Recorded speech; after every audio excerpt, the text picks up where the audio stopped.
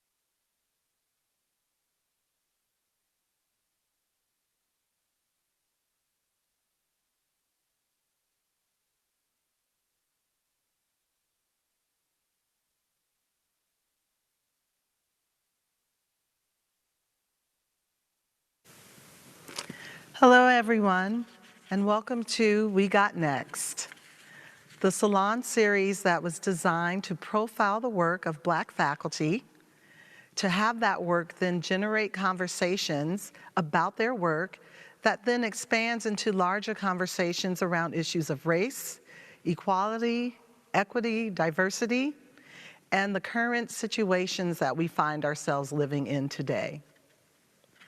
This is the third of 5 series.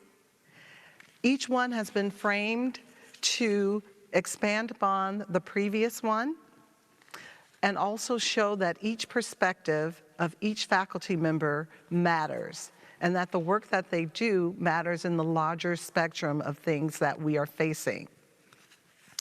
Last week's session fell on the same evening as John Lewis's funeral, his last homegoing service.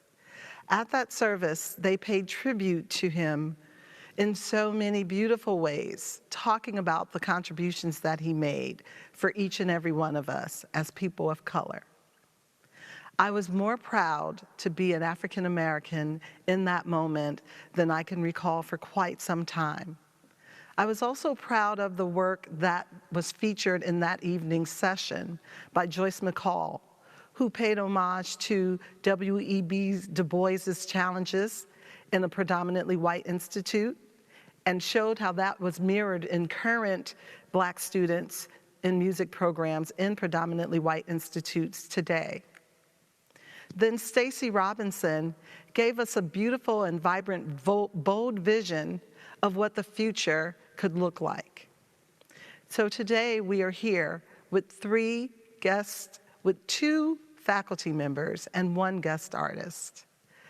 They are Rebecca Ginsburg. Rebecca is in our faculty, and I will actually let Rebecca introduce herself and tell us a little bit about who you are and the work that you do. Thank you, and thank you for inviting me to join you this evening. So happy to have you.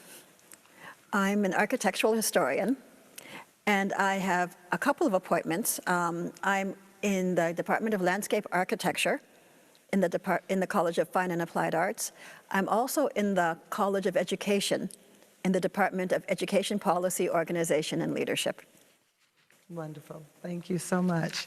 We also have with us tonight Rochelle Cenet, who is in the School of Music. She is a professor of piano, and she has won numerous awards in competitions. She has played the gambit of music from composers such as Johann Sebastian Bach, as well as Samuel Coleridge Taylor and James Lee III, who is also joining us tonight as a guest artist.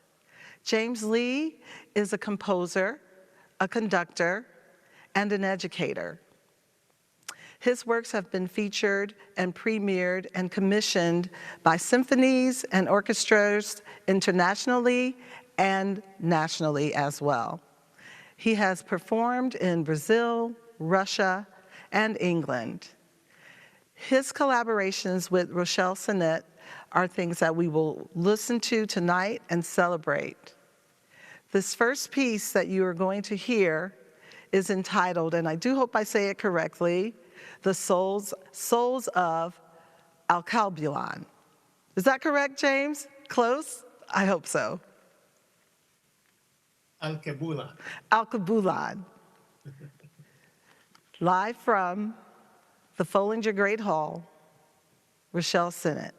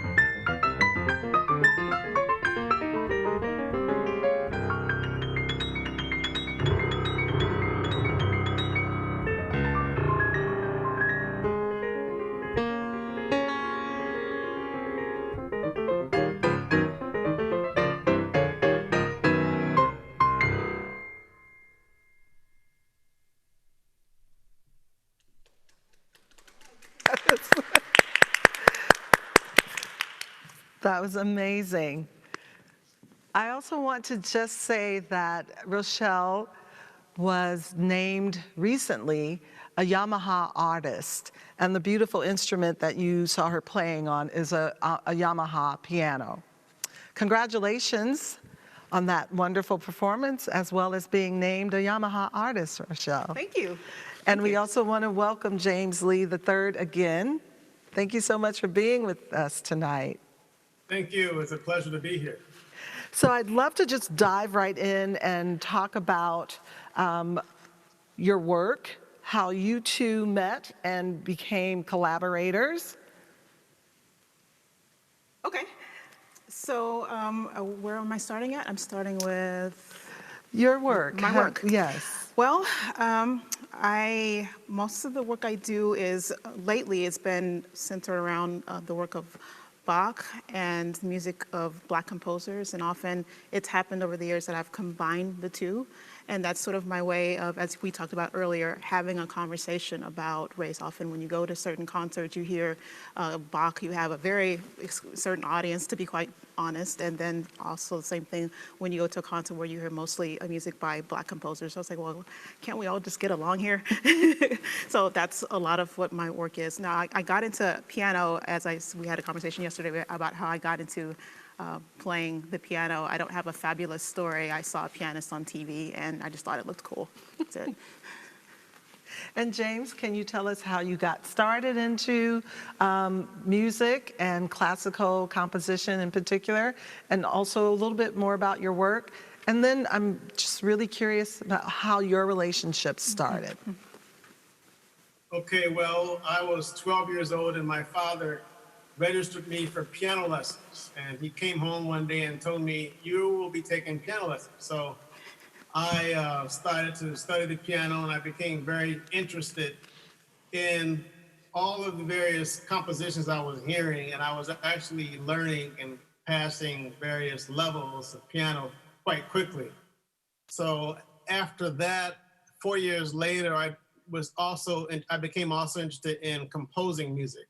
So I started to compose piano music, which is natural for someone studying the piano. And then I ended up going to study piano as a music major at a university in Michigan, and then eventually studying composition. So that's how that all got started. I think my senior piano recital convinced me I should move to composition. Now, are you two both alumni of the University of Michigan? And is Yes. that is where Yeah, you all That's first met? That's where we first Yes, met. Yeah. University of Michigan. Yeah. And tell me about that program in terms of diversity. Was there a natural gravitation towards one another because of the lack of diversity? What were the numbers in terms of the students? Well, there weren't that many black students, and so James actually came and introduced himself to me that he had already, like, oh, okay. So, but yeah, you get to know who all the black students are. And so I guess at that time, I think it was relatively diverse, but you knew who all the black students were at the time. So that's, yeah.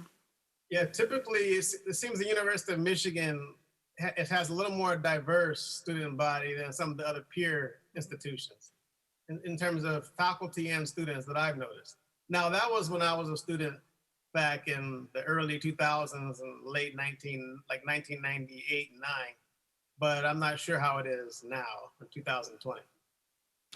And so this is a question for both of you. Why classical music? And can you tell me a little bit about any misconceptions about classical music? And have you, as Black musicians and artists, ever received backlash or conversations around music that is much more culturally associated with people of color in terms of jazz or blues or yeah, some of the other Ooh, art we're going forms? right in, Endalyn, aren't we? We're diving right We're in. just diving right We're in. diving right in. So the first question about why classical music, I just saw it on TV and just thought it just seemed cool. So that's really the big story. It just it spoke to me. And as far as misconceptions, oh yeah, I have stories for days. You and I talked yesterday about the moment, about when you realize that, okay, you don't look like everyone else when you see in the classical music spaces. And so you had a few of those, and there was a teacher, I will share this story, it's a very raw story. When I was 15, I auditioned, I was planning to do a summer institute at an institute in Texas, and the teacher agreed to write a letter of recommendation for me, and teacher's no longer with us. And so the teacher sent a copy to my parents. I'll write a recommendation. It'll be a great letter, and we'll send it to your. I'll send it to your parents. So my parents get the letter, and they, of course, they were horrified because in the second paragraph it says, Rochelle Cenet is of the Negro race, and then yeah. Part of me wishes I saved that letter, but then I was like, nah. And then goes on to say, I don't remember, I just remember Rochelle Cenet of the Negro race, and I also remember rarity in these days. So basically, the way it was worded that I have two parents, because I have two parents, that's a rarity. Ooh, I have the stories, and then we can talk later. So that was sort of my moment where you realize, wow. And so there's other ones, but for me, it was about, the music. And it just spoke to me. And I know that I was always someone that just didn't represent what I'm supposed to do because I look a certain way. And I just never was someone that wanted to put myself into a box ever. It's like, I know and so you have to, as a classical musician, sometimes, okay, am I this? Am I enough of this? Am I enough of that? And so that happens, quite a bit. But you just, yeah. And James? Well, as Rochelle mentioned, it was quite natural to me when I heard the music that it really spoke to me as a pianist, and I became very interested in piano music of the Romantic period, like Franz Liszt or Frederick Chopin, and the particular gymnastics and the type of technique you need to be able to play those composers. And then as I continued, I remember I gave a recital and I played the famous Beethoven Moonlight Sonata. And one woman, a Caucasian woman, told either my parents or some friends that I would not amount to anything with music in the future. And I was probably like 16 years old. So this is only like 4 years after I had started taking piano lessons. And then the same woman years later approached me at an orchestra concert. There was a pre-concert conversation with the community orchestra, and she wanted to introduce herself and remind me if I had forgotten her all these years, who she was and how proud she was of me, what I was doing, because this was as a composer years later. And then only a few months later, this was a community orchestra in Southwest Michigan, but then the Detroit Symphony Orchestra would premiere another work of mine shortly afterwards. So she had quite a different perspective and idea about who I might become as a musician. So would you say that sometimes those type of incentives, negative incentives, work to inspire and drive you to work harder? Sure, it can work to drive me to work harder. And considering her history as a performer, I didn't really take it too terribly because I didn't see her as someone who really had pursued a career as a pianist. She was more of a pedagogue who really wasn't playing many concerts at all. So it really did not hurt me as much, but it was a way that I could be inspired to really achieve a lot in terms of pursuing my goals. Michelle? Yes, definite yes. I was a pretty intense kid, still a pretty intense adult, but I was always someone, I'm gonna just show, let me show you. Until if someone tells me oh, you can't do something, I will absolutely go out to do the opposite, to just show. Yes, absolutely. That's something that's always trying to prove other people, wrong, but really it's about the music. And so I have those moments where these things about race come up, and you're reminded, as a kid, I used to compete in a lot of competitions. You're reminded, being the only Black kid there, just where my father at one point was mistaken for a janitor when he took me there at one place. Just little things like that people many my competitors, my peers, you just don't think about it. And you're just reminded, no matter how many degrees you get, how many accomplishments, you're always somehow reminded, at least I reminded that you're still Black. And so for me, that's always been okay, I can't really forget it, even though you have, okay. And so that's why sometimes when I hear, oh, I don't see color, it's a little bit traumatic for me to hear that, because it's pretty insulting. So you're referring to colorblind rhetoric of sorts? Right. Can you talk a little bit more about that and how you've experienced that in the music world and also in academia? So Resmaa Menakem, I don't know if we spoke about this author who's very popular right now. He wrote a book, the recent book, My Grandmother's Hands. And in that book, he speaks about how race is a myth, which most people say race is a myth, but he says race is a myth with claws and teeth. And as much as we like to say, I don't see color, that's basically, so colorblind rhetoric is any version of I don't see color, it should just be about this. We would love to get to the point where we can say that, but there's just so much built up that we have trauma, and just the discussions that just really meaningful discussions where we can see some change still have yet to happen. And so every time it's almost like sort of a dagger, so to speak, when you hear, oh, I don't see color. And the same people will often just go back to privileged ways and just things that you don't notice. And so as much as I would like to say, yeah, people don't see my color, or yeah, we train little kids, what color is that? Oh, good job. But yet people want to say, oh, I don't see color. And what was there was a comedian, I think Trevor Noah is his name, where he says, well, what do you do at a stoplight? Right. Right. So, yeah. And is that the goal? I mean, will racism end if we don't see color, or are we really seeking to see and respect and Yes. value and not feel devalued in our own ethnicity or culture or color because of someone else? What are we really aiming for? We're aiming to, yeah, see differences, appreciate differences, respect the differences, but not get to a place where you feel you're more than me because of us. That's what we want to get to.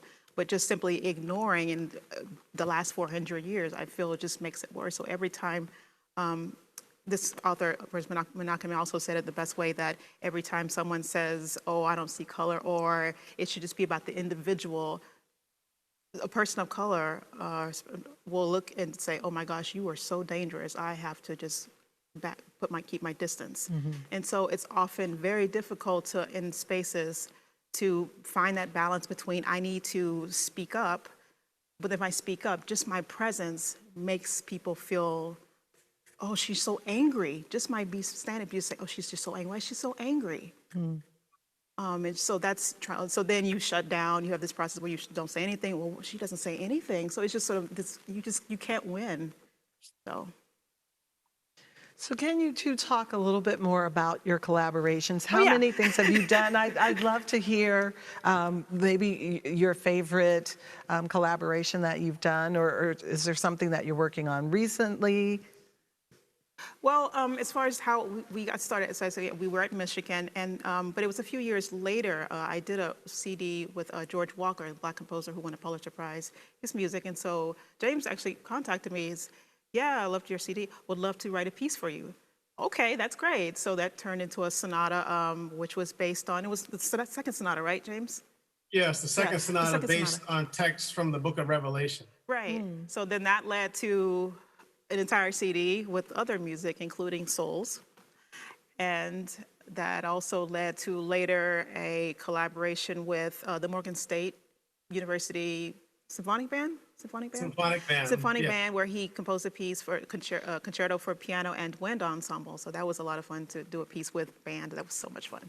And then that turned into, what happened next, James? Then there was the Violin Sonata. Violin Sonata. The Violin Sonata just last year, we premiered just last year. So that's the latest. And so I've presented a lot of these works at conferences. And so, yeah, for me, his music is, he's a pianist, and so I feel that his music, he understands the weirdness of the instrument, and he gets, and just his language is just really cool, and there's like this challenge in there too that I'm secretly, oh, this is some challenging stuff. So that also, I gravitate toward that as well, and they're just, yeah, very talented. And for both of you, again, do you find that there's culture within the way you approach the classicism of the music? You mentioned the Book of Revelations. Within the African American community, church, religion, spirituality, those things are very much a part of our cultural upbringing. Do you find that it is infused in the work that you create? Certainly, I would say I have never been unconscious of a church upbringing from my life. So I have always had a consciousness of my cultural background in church. So that many aspects of, especially prophetic books of Daniel and Revelation, were the sources of inspiration for a lot of my earlier works and some of my later works as well. But that certainly plays a deep part in my emotional and my depth that I try to achieve in composing various works. Rochelle, does it affect how you approach the music, how you play? Do you feel a sense? Culture? Yes. So I also grew up in the church, began playing in church at a young age. So I hear there's still that there as well. So yeah. Do you feel that it is an asset, or do you feel that it is sometimes something that, in terms of classical composition and the way you approach it, can it be a deficit? Are they disparate from one another in that there are certain things you want to avoid? It depends on the composer, but I would say, generally speaking, when I approach things, there's some certain honesty that you get with music when you grow up in the church. There's this rawness, this just honesty, which I carry into the music of whether I'm playing Liszt or Bach or a piece by a composer who happens to be Black. So, yeah. So James, I have a question for you, and I want to resist the urge to ask you if you know these two Black composers that I know, because we always do that. It's like, oh, he probably knows them since he's Black and they're Black. So I'm going to resist that urge. I'm teasing. I'm not going to name the two that I know of, but there aren't very many that I can think of in terms of living today composers. What are some of the challenges that African American composers have faced and currently face? Okay, so first of all, I would like to say there's often the perception that there are not as many African American composers or composers of color, but there are actually quite a lot. When you look at classical music, the ones that you see that are African American that are more visible would be the vocalist. So it's easy to see many vocalists who are singing various operatic works or performing in recitals, but there are not as many pianists that you will see on the concert circuit at that level, getting those type of opportunities or playing concerti. And you will not necessarily see that many in orchestras, but there are quite a many composers out there. It's just that there are difficulties because there might be some, of course, biases and not wanting to perform music by Black composers if it is thought of or perceived to be quote unquote too Black, So like one composer, I have a work that has been played over 23 times since the premiere, and it's for orchestra. And one conductor told me, well, your music this particular piece doesn't sound Black like the other Black composers. I mean, he told me that, point blank one day. But I think really it goes to people really want to give the same opportunities to these Black composers to really have their music heard and to value the level of excellence in the composition, the structure. There's so many wonderful works out there, but many of us just haven't really had a champion. And I have actually been fortunate to have a champion in Leonard Slacken, who premiered a piece of mine at the Kennedy Center. And he actually was very purposeful and intentional in not performing this work during February or January. Mm-hmm. So my first opportunity to be heard on a professional concert stage was at the Kennedy Center in a concert series in October of 2006. So I was fortunate, at least I was able to have someone champion my music earlier on. And some of us don't always get that opportunity. And it sounds as if he championed it with the sensitivity to certain things and not compartmentalize it and put it in the box of being during Black History Month only. Exactly. So where we find ourselves today with recent events, how do you see classical music, race, coming together, affecting change, moving us forward? I think not denying what's happening. I think that's a huge thing, and also we as people of color also can't deny that we're actually experiencing what we're feeling when things are happening to us. The trauma. So I think just kind of both, just this mindfulness we spoke about. That there's mindfulness as we're engaging in the discussions. That sometimes. You're just simply listening is a great place to start. And oftentimes when we're engaging, it's often who's going to win and who's going to lose. It becomes simply a debate instead of just simply a dialogue, just understanding the other person's point of view. That I'm not here as a Black person pretending to be a victim. I know what I've experienced is very, very real. And so that's just my hope that there's that understanding that we can just at least have the conversation about it. James? I think in addition to that, there needs to be a lot more diversity in the artistic direction and the artistic leadership of various chamber ensembles, orchestras, choirs, because it's very important that a lot of these cities who have a large population of people of color in those cities, it's very important that they see works by a lot of composers of color and soloists, whether they are pianists, other instrumentalists, people in the orchestra, conductors. It needs to be something that is a lot more like to break down the kind of perception of elitism, where it's only for a certain class of people who have a certain income bracket. You know, there really needs to be a lot more diversity in the administration who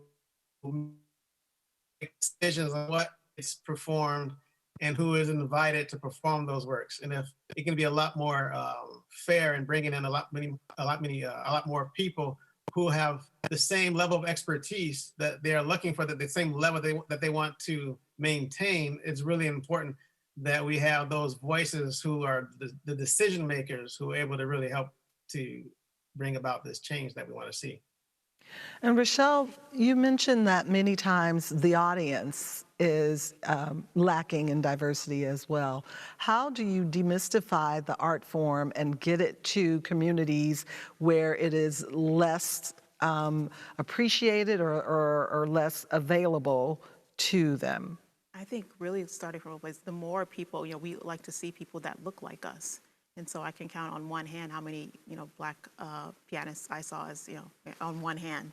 So I just think just kind of admit that it doesn't have, classical music doesn't have to be just for the elite. And it's I don't think it should be.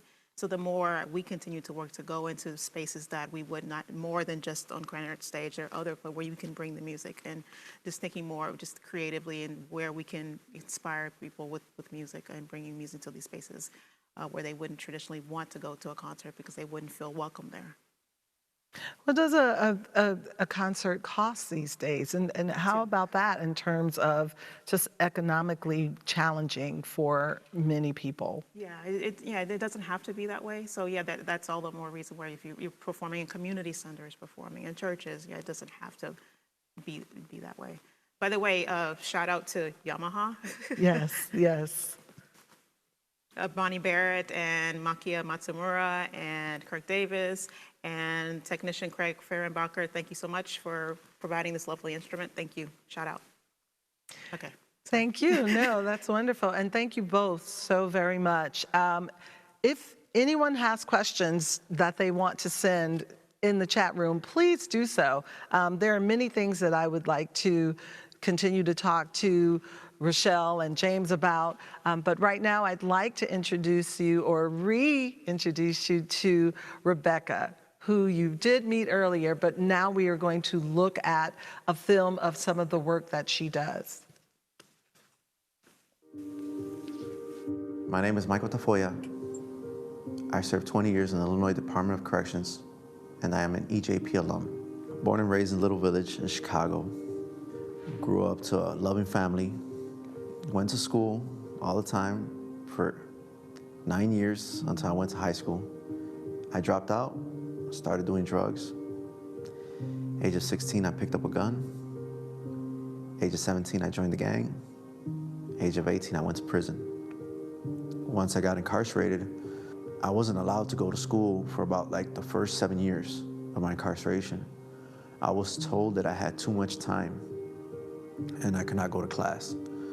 So I just studied in my cell, and I was thirsty. It was like just seeing something different, starting to imagine things.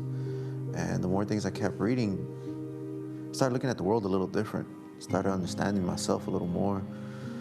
That's when I really became aware of how important education was. And throughout it, I started to realize how much I was missing. And then it leads me to 2014, when I got into the Education Justice Project from Urbana. It's amazing because in my first week with EJP, I was a part of 4 different classes, and that was never my intention. And it really taught me a lot about education because every week we were seeing something completely new to me. And it was dealing with the most abstract things that I had never heard about, with language, with science, with so many different things. It taught me to think so much outside the box. I had never been in a space where I was challenged. And in EJP, that's actually encouraged.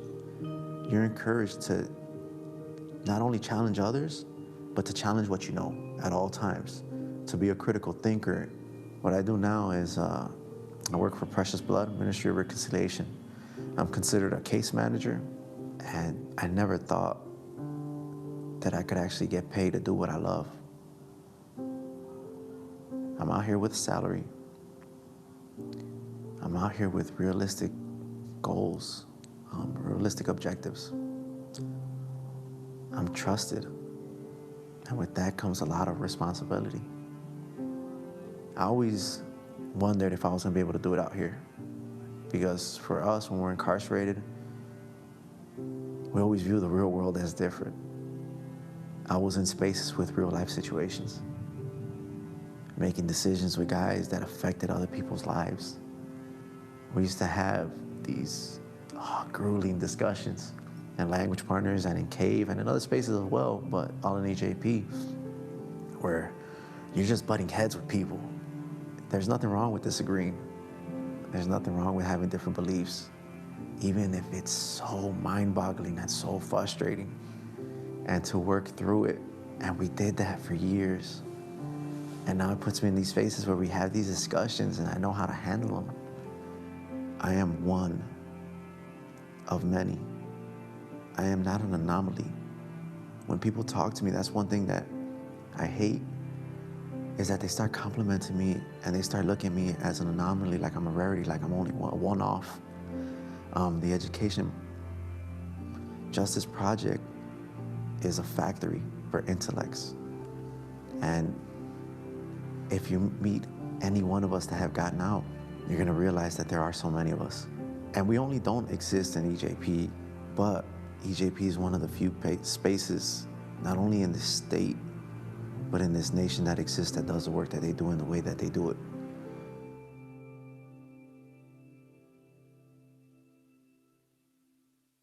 Wow, incredibly rewarding work, I'm sure.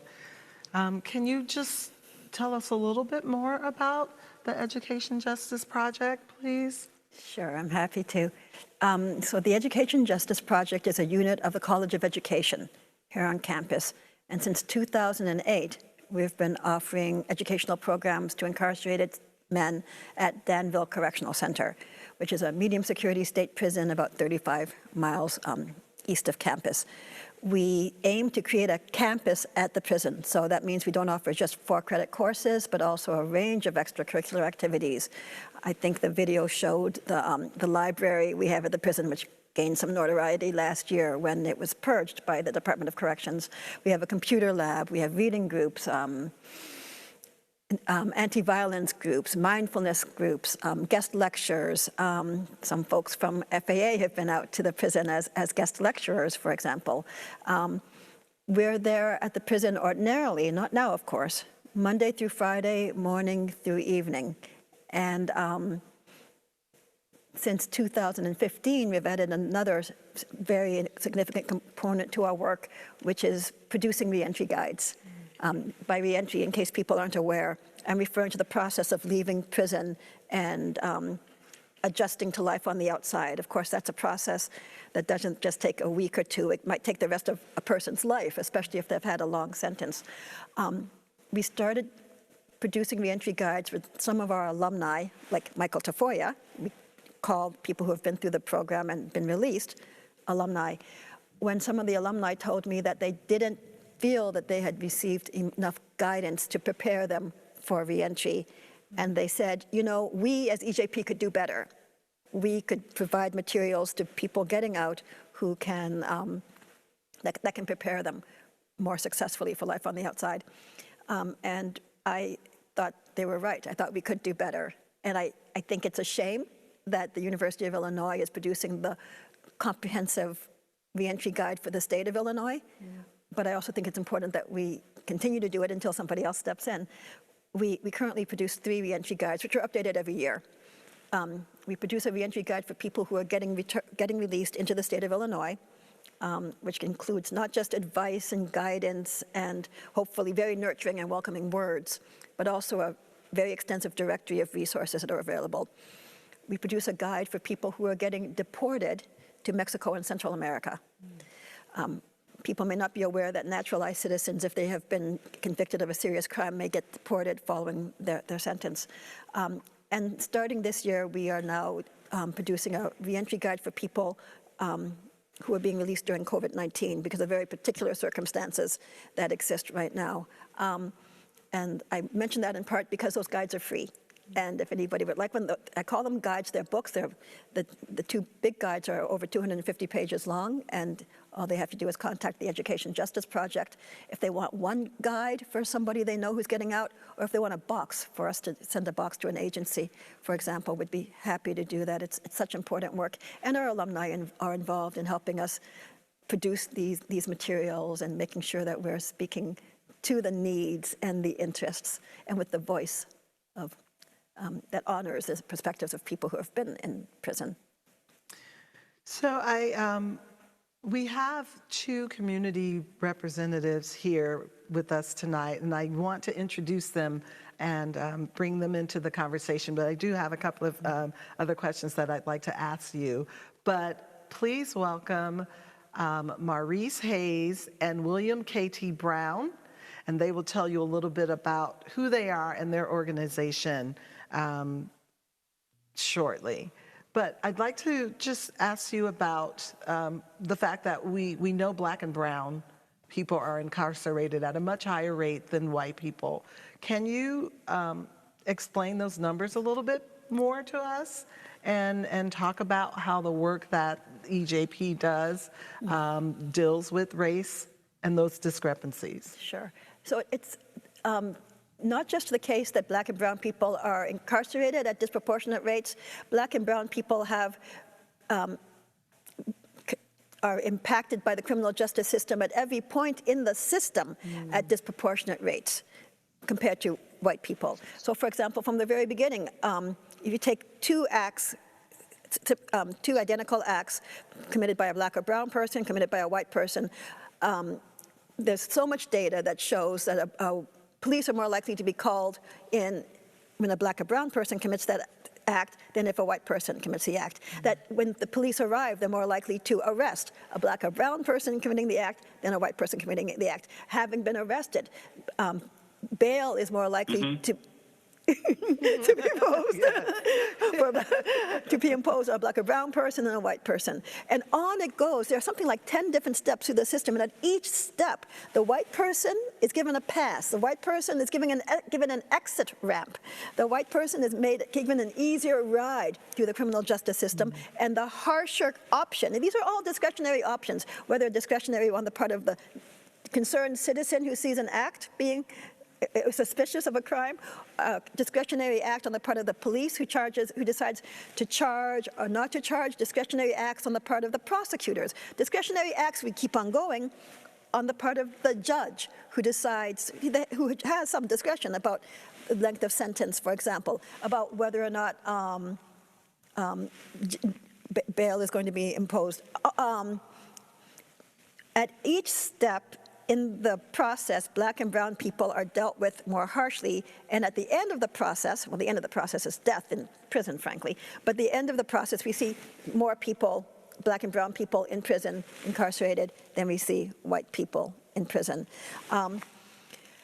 There's so much more to it, and I don't want to oversimplify, but I also want to make very clear that this is not just about incarceration, that it's much more systemic and holistic, and we can't talk about incarceration at this end without talking about policing and education and poverty and trauma at this end. And other preemptive measures. And we also can't talk about incarceration without talking about reentry. About reintegration into the community and the barriers that are faced by people who have served their time and are trying to continue their lives, get back on their feet, support their families, be actively engaged in their communities, and the obstacles and barriers that they are hit with at each step, including obstacles and barriers that they are hit with at an institution like the University of Illinois. Many of our students, of course, want to continue their education. It's very hard for people who have studied college in prison to find institutions that are welcoming of them upon release. I could say more, but I'm going to stop for now because I want to give other people a chance, and Well, I know and we'll guests are come ready. back, but Okay. I think this is a great time to hear a little bit more about Maurice and KT. Can you tell us who you all are? Tell us about the organization that you started, and talk a little bit about how this organization is, what it's doing within the community to maybe prevent some of the pipelines into the prison system that currently exist. Go ahead, son. First, thank you guys for allowing us to be on here. I really appreciate it, especially the conversation that you guys were just having. So HV Neighborhood Transformation is the organization that my brother William Bryan and I created while we were actually serving time in prison. I served 17 and a half years in prison, and William served 22 years in prison. So it was then when we created not one, but two companies. One is Spit with a Purpose, and the Spit stands for Social Problem Intellectually Translated with a Purpose. But we chose to launch HB Neighborhood Transformation now because it's surely needed. What we're doing is we're getting into all the high hope areas in the community, and we're just showering them with love. Not only love, but we're trying to educate some of our young men and young women on some of the perils that they face and how to dodge those, being that we lived that life ourselves and somehow overcame it. So now we're just trying to give it back to the community. I'll let William tell you a few more things about it. So at our again, thank you for inviting us. So at our core, how we view ourselves first and foremost as violence disruptors, and understanding that it's layers that surround the violence that go on in our community, whether it be political, educational, social, or economical. And so we try to address all those issues. First and foremost, we want to inject love in the high hope communities. And when we say high hope, that's a term that we use to control the narrative of what most people would describe as at-risk communities or underserved communities. We don't view those communities like that because we come from them. We are a product of them. So we view them as high hope communities. So as Reese said, while we were in prison, HV was created. And actually, I am recently released, like 4 months removed from Danville. So shout out to Rebecca. I haven't met you in person, but I participated in the EJP programs, and I've also benefited from the reentry books as well. So what we do, we try to go into the high hope communities. Where we do go into high hope communities that most people don't tend to go into, because you have a lot of organizations and programs that is out in the community that's active, but most people in the community don't know about it. So while we were on the inside, we get to see the influx of what quote unquote society's bad people are, who they kick out of society. And in that, we were able to identify the needs that we didn't have when we were out there at a young age, as well as the youth that are coming in today. So one of the creeds or one of the things that we live by, first and foremost, is to inject love into the community. So as we speaking to you now, we are currently wrapping up what we call our 40/40 initiative, which was 40 days of peace and 40 days of community building. So in that, what we did, we had programming throughout the week that addressed some of the layers that go on to what contributes to the violence that go on in our community, especially in the current climate that we're in. So Mondays, we have what we call Money Talk Monday, which addresses financial literacy. Tuesday is what we offer our trauma series, where we address the trauma that's equated along with growing up in a violent community, whether it's gun violence, domestic violence, violence from police, or how it affects people as they grow up and how it affects the community. And Wednesday, we have Woke Wednesday, where we kind of educate ourselves on our history, the struggles, the civil rights movements, all the things that made us great and things that we may have digressed from in our high hope community. And Thursday, we address trauma with the youth and like domestic violence and things like that. And Friday, we have what we call Family Fun Day, where we rent out a bowling alley and invite the community to bring their families down and celebrate up until capacity that COVID allows. And Saturdays, we go in different high hope communities and have the old school form of a block party just to celebrate the community, something that's not done, right? Something that we don't see, and something that a lot of our youth have never seen because we've digressed so far from it. So, and the totality of that is how we feel that we need to address the violence that go on in the community. So given the challenges that we're facing, how can the local university, how can the University of Illinois partner with your organization and help in the work that you do within the community? Well, most of the work that we do thus far in the inaugural portion of the 40 Days of Peace Community Building, we've been funding and doing things ourselves. But as we move into the second portion, with schools and the schools being the way that they're opening, we're trying to set up tutoring programs. We're trying to have people from the University of Illinois School Board. We have a couple of spaces that we can occupy, Zoom, to help to try to educate some of these young people during this time of the COVID. Partnership is something that we ask that people come when you want to help. So aside from anything, it takes money to do the work. We're not complaining or asking anyone for any money, but when you could come with a resource. Come help educate the kids on some of the things in the neighborhood. Like the young lady was saying when she played the piano, if we bring these kind of experiences to these high hope areas, we then show these young men and young women something different than what's accustomed, right? We say this abnormality of normalcy, where we make the normal things or the abnormal things that we see become normal. So bring something new to these communities and educate these young people, and even some of us old people too, on some of the gifts and talents of a culture and how we can help propel some of these young people to a different path. We never know when they can be excited about something. Just like you saw it and you got excited about it, you went on to build yourself a beautiful career. Some of these young people in these communities need to see the same thing. But if we're not bringing it to them, they can't come to us, right? So we have to bring it to them, and we have to bring it to them with love and compassion and understanding to help them to grow into something different, right? And just to add to that, the arts is like almost the most perfect thing. Like it allows a kid to be creative, right? And when you inject arts into that form, like to allow a child to be creative, whether they're listening to the music or if they are able to draw or paint, it allows them to be creative. And that's a form of expression. And that allows them to do things and open their imagination. And it truthfully unlocks their whole person, right? And it helps them define who they are. We also have what we call the HV Visual Art Warriors that's headed by Sam Smith from the university, right? So, and shout out to the old head. Yeah, we meet every Sunday.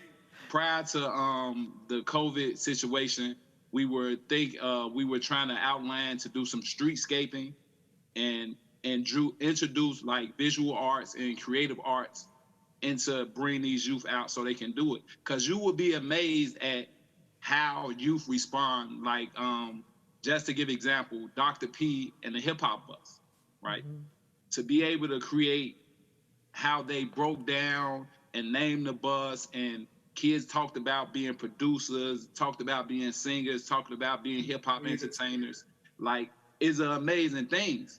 So if we can dumb down in just 2 words what the University of Illinois can provide for what we are doing, it would be access and support, right? The access to see you, right? To see, like, look what you can become.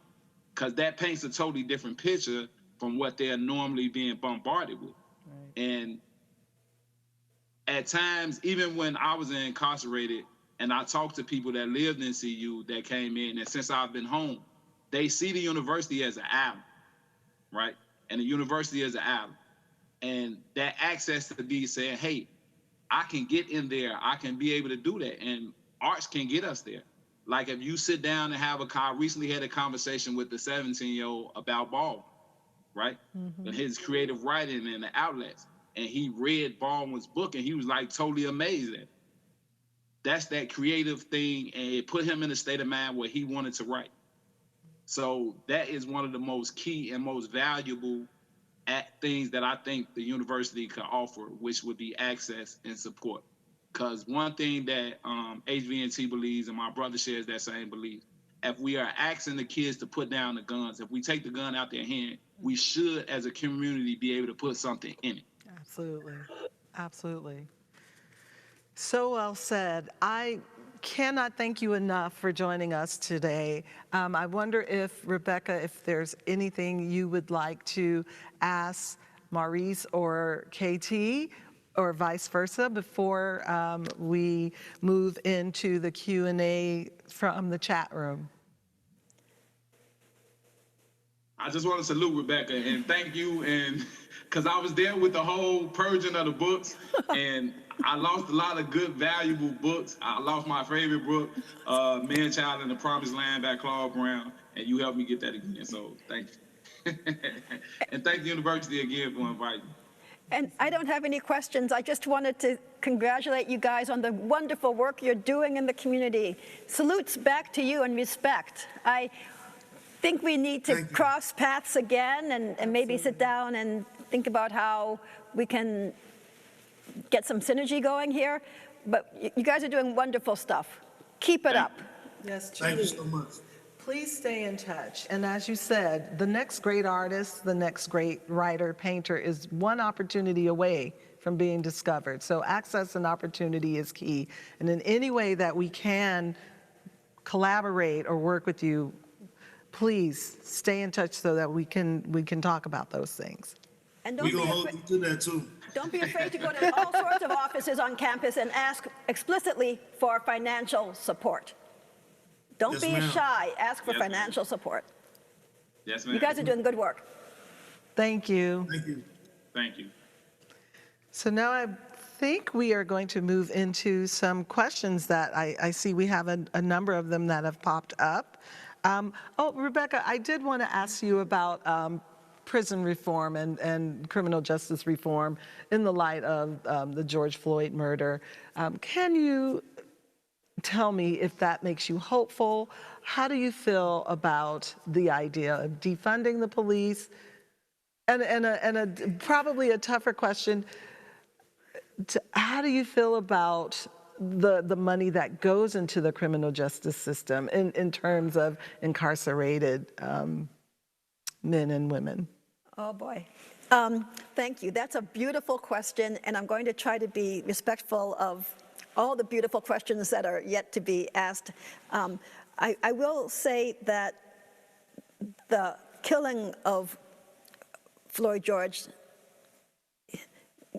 weighed very, very heavily on my heart, as it did on many people's hearts. The response has been encouraging in so many aspects. I do have concern that the calls of some for justice for Mr. George's murder, we don't speak to the image of justice that I have and the vision of justice that I have. I'm concerned about vengeance generally. I'm concerned generally about punishment. I'm concerned generally about a society that responds to harm and wrongdoing with more harm and wrongdoing. I don't think this case is the case to break from that. But I think that as we talk about what we wish to see evolve out of this case, I would love to see more people being more mindful about that vision of justice that we hold.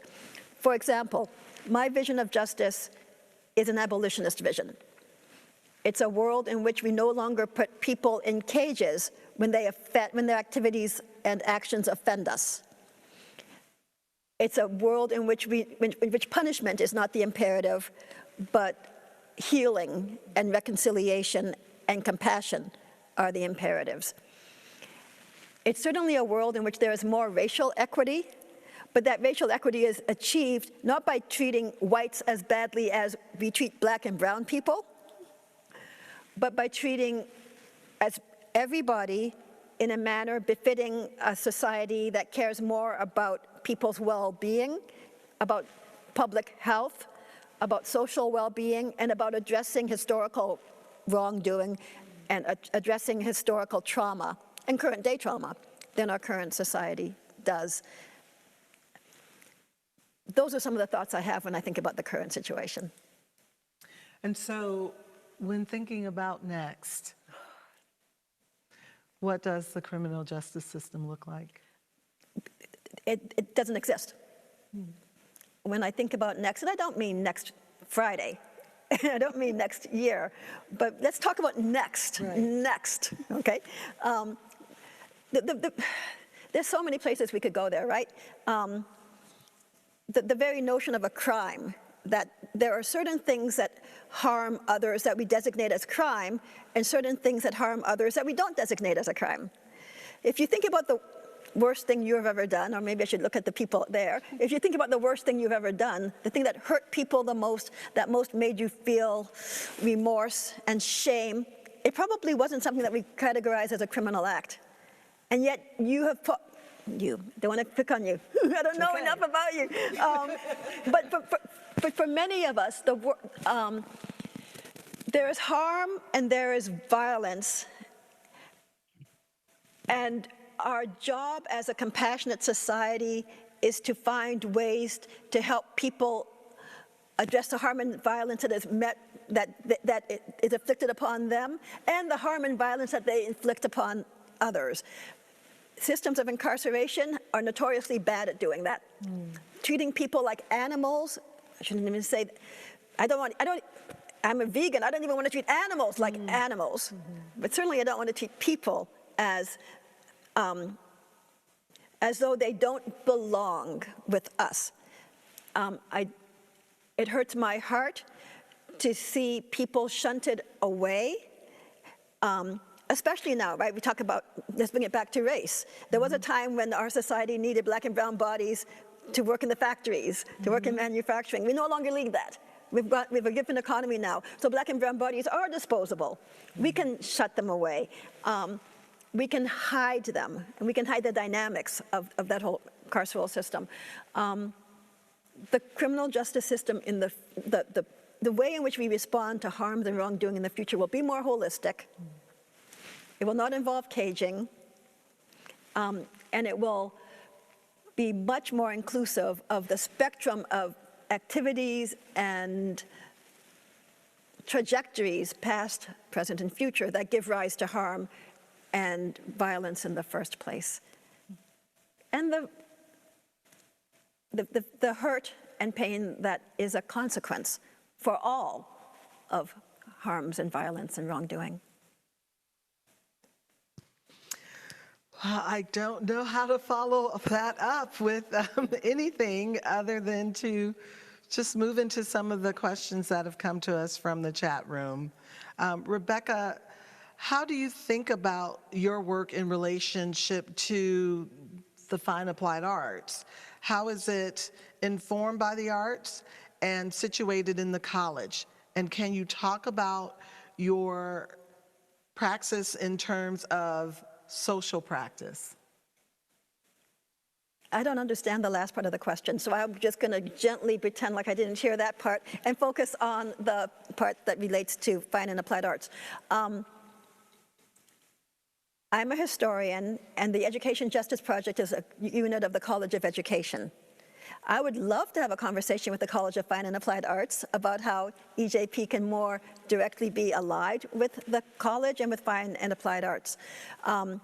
What we do currently is have, as I indicated earlier, many people from fine and applied arts have taught classes for EJP and have also visited the prison, whether to perform or to give workshops. We value that highly. You and I were talking before the show began, Endalyn, about how hungry our students are, tell us they are, for music, for dance, for performance. One of the clips from the video is of our students, for example, in a Shakespeare production that they put on at the prison. It's one of the things they tell us they long for most and would love even more programming around, and we get excited about any opportunity we have to bring out colleagues and students who can, graduate students from the campus, who can feed our students and nurture them and help them develop in those ways. Rochelle, this is for you. I neglected to mention that you are our incoming Associate Dean for Diversity, Equity, and Inclusion. And this question is asking, are you seeing any through lines or commonalities in the underpinnings in your work in music and work with Black composers and this equity work that you're doing in the college? Yes, that's really why I got into this. I found that this is very common to what I'm doing already. And it just happened that the more I got into DEI work, diversity, equity, and inclusion work, I've met some really cool people, School of Music, outside of the School of Music on campus and beyond. And so, yes, just conversations and just that. So they're very much both related. That's what drives me, just the ability just to be able to talk to people about race and not denying differences, but celebrating them. Yeah. Let's see. Rebecca, this is a thank you for your amazing work. And they also want to know if you can tell us a bit more about your views on, sorry, let me open that up. More ways to integrate the arts into the EJP. You just spoke about that in some detail. But do you envision more ways to integrate it? Does it become a part of the next that you envision where they are not shunted away and caged?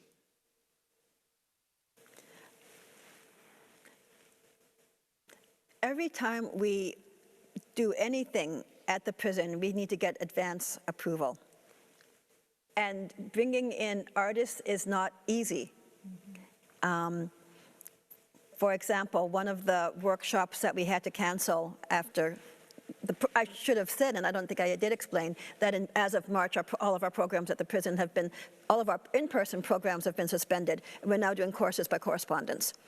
So prior to that suspension, we had a musical performance that was scheduled to take place, I think in April of this year, that was canceled. It literally took us 9 months to get permission for the artists to bring in their, it's an accordion type of instrument, it's a tango duo, which is an example of how difficult it is and how far in advance anything besides a piece of paper,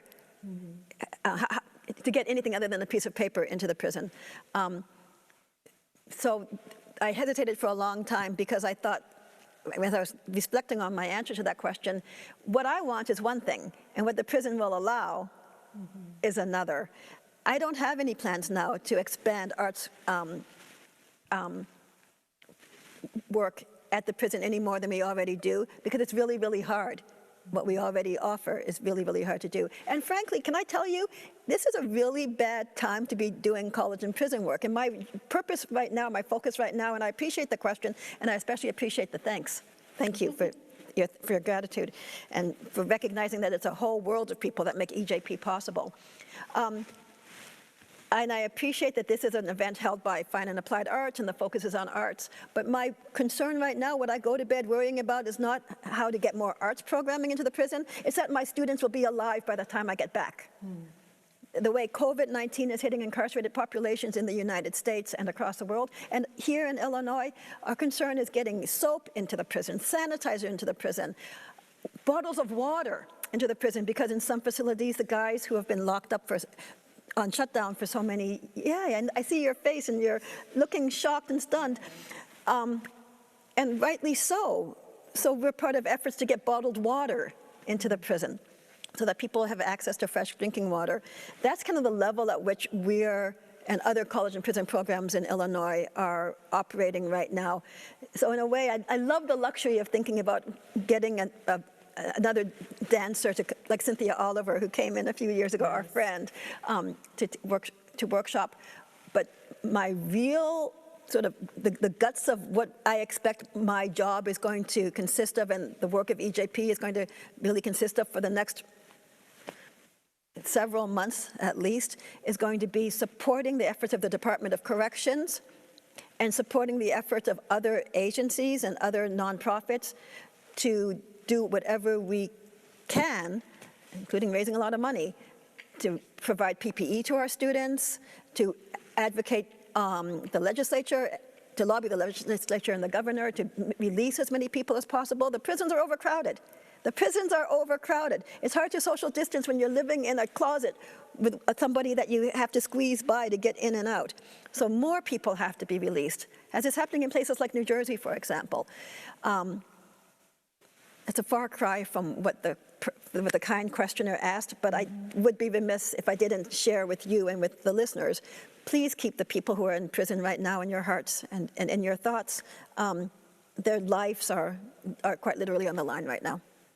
Well, I'm going to go back to the conversation that we had before, where I was reading a study that showed that more money is given to or put into the prison system than the education system within public schools. If more money was put into the education system and into other programming, maybe some of the incarcerations that we have would not happen in the first place. What are your thoughts about that? And yeah. Sure, you know I'm not going to argue about spending less money on education. that is not something that you're going to hear come from me. But what I also want to argue against is what I hear sometimes is so much money is spent per incarcerated person. Sure, it is a lot of money spent. As long as we have prisons, let's spend as much money as we can per incarcerated people. Let's spend more, in fact. As long as we have prisons, let's make sure that everybody who's incarcerated has access to health care. Health care is awful in prisons. Dental care, mental health care, education at all levels.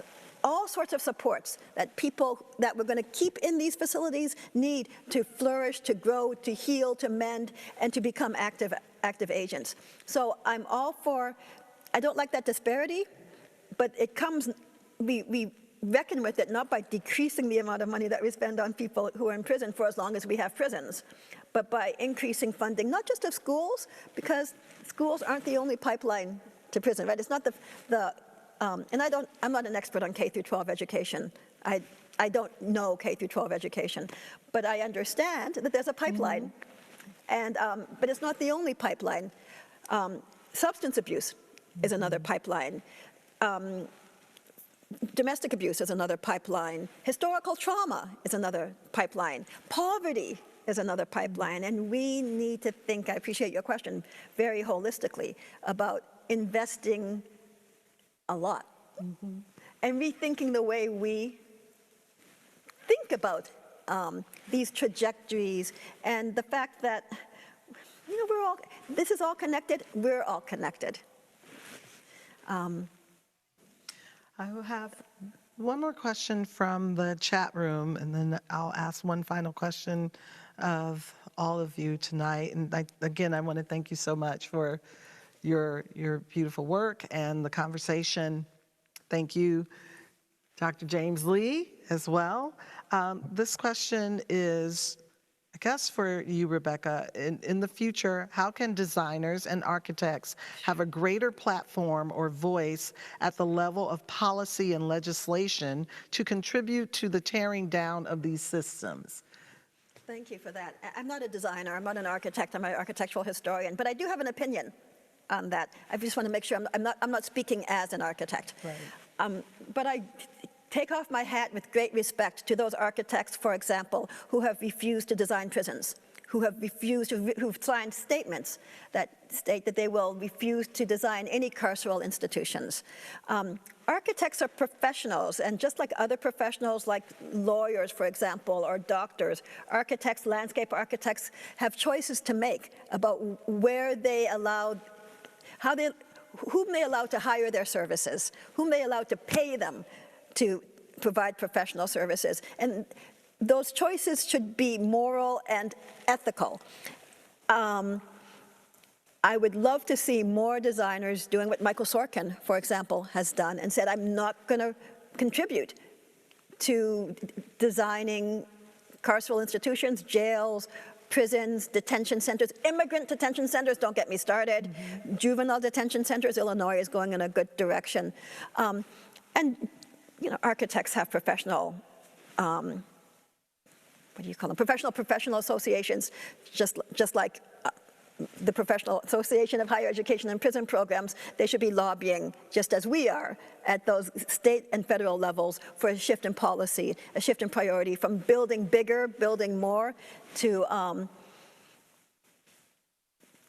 frankly, to not building at all.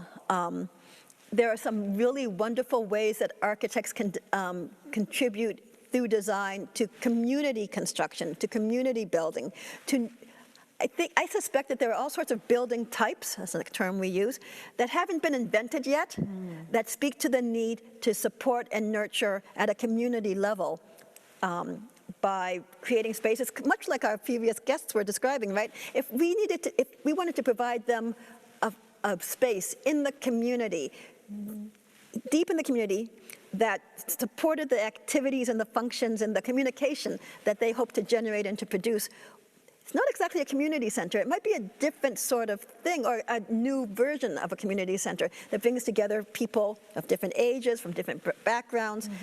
I think architects and designers in general have a role to play in helping us imagine what these new spaces would look like and the progressive ends that they would serve. Thank you so much. My last question to each one of you is, what keeps you up at night? Rochelle? Wow, what keeps me up at night? Oh, a lot. So what keeps me up at night is just this constant struggle, just dealing with just the trauma of racism. That keeps me up quite a bit, and it has over the last couple of months, but just that's what keeps me up. And so I often have to, okay, I have to put that aside. What drives me in addition to that is, and to speak to the last question, is the two pieces, education and history. In the video that spoke to me, the person was using education as sort of just this fuel to be better. And that is how I see my work also kind of drives, and just be able to just pick up a book about reading about a critical race theory and things like that. It's just for me, it's just strength. It just as I'm dealing with things that are just, I'm hearing some very wild things about race or racist statements. I'm using education and just learning about history of this institution, just history in general, to sort of just again fuel this, what keeps me up at night, and to sort of turn that into something positive. James. Actually, what keeps me up at night is actually quite different. It's actually more on a larger religious aspect on what's happening. There are two opposing thoughts in terms of a control of people's minds and where they want to worship and who they want to worship. So when I think about those things, it's this aspects of inequality and racism and classism, they're all playing in to a much larger conflict that it will happen. And it's more in terms of a religious war between actually wanting to follow and accept God as one's source of authority. And with God as your source of authority, then you will actually love your neighbor and want to actually do those things that are going to be produce the equality and true justice. And a lot of times if people don't have the actual conversion of the heart, then certain things will never really happen, because it really comes to a heart conversion, and heart conversion will actually produce the actions that need to help to affect change. And Rebecca, you have the last word. In addition to being kept awake by worry about how incarcerated people are faring in our prisons and jails under the pandemic, situation and worrying about their health and well-being, I worry in a much bigger historical frame about, I think about the journey of the human species on this earth, the history of our habitation of the planet, and where that history is going next. Well, I really want to thank each and every one of you. Thank you to our community representatives. I have really been touched by this conversation tonight, and there are things that I am processing and thinking about in a very different way. And so I thank you so much for shedding light on the incarceration, your education justice project. And I thank you for the beautiful music and your wonderful composition. Thank Thank you you. so much. It's been wonderful. Have a good evening. Good night. Be well. Thank you. Good night. Thank you.